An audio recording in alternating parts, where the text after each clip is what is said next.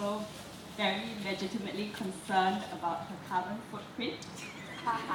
And when I asked her if there was anything she would like me to say about her work, she said, say anything lah. So what I will say is, for a dreamer, I think a lot of Carol's writing is very much rooted in the simplicity of reality. And from what I'm going to share from her work today, which is a short extract from one of her short stories and two of her shorter poems, hopefully do justice to Miss Carol Chan's writing. So this is an extract from her short story entitled Briefcase. The first time it occurred to him that his life was a mockery was the day he came home early from work. His 7-year-old daughter had made a cardboard briefcase for him by stapling small scraps of paper onto a cardboard cutout. These formed little pockets and compartments for the model briefcase that seemed only capable of holding nothing but more paper, though it managed to vaguely resemble the one he held as he walked through the front door of their terrace house that evening. "It also has a handphone," she said excitedly, and revealed a blue phone made of paper, tucked away in a pocket of the cardboard briefcase. "I have a job made of paper too," he thought. Something created from nothing that was really more nothing than something. It seems as if he had been working his way to this realization all his adult life, that he was dispensable, almost wholly unnecessary in the economic world. The irony of life, he often told his children in their teenage years, is that man will always be promoted to a position of inefficiency. For example, I might be very good at repairing cars, but because I'm so good at it, I get a promotion so I don't get to do what I love, repairing cars. Instead, I supervise other people who repair cars. But I don't like watching over other people or managing, nor am I good at it. In fact, I'm terrible. I have no idea what managing even means. What I'm really good at is repairing cars, but somehow everyone seems to think I should do everything else but that. Mr. Chang had never repaired a car, though it was his dream to do so.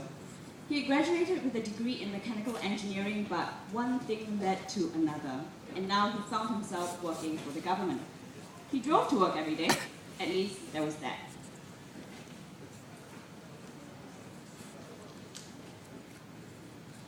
This is a poem called All Other Business. I wonder if you read me the way I approach rallies and pay bills. Hoping for change I can't recognize, not being sure how much or what it would look like.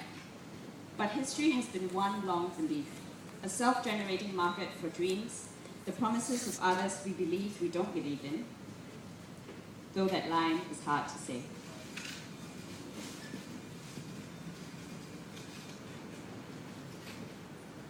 Finally, this is a poem entitled Popcorn. 5 p.m. and I'm craving popcorn. One of those afternoons that smell of warm rain that hasn't fallen, the smell of warm, baked roads, and the anticipation of a real good wash your migraine out storm. I want popcorn. Popcorn in a bag from the margins of Bangkok, caramel crisp coffee popcorn from that loved-up train station where the corn popper is also a barista who lovingly burns my coffee.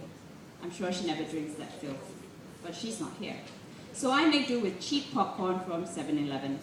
I always miss her. The bag says it's made in Singapore, product of America. So much of what we eat and do is a product of America and China.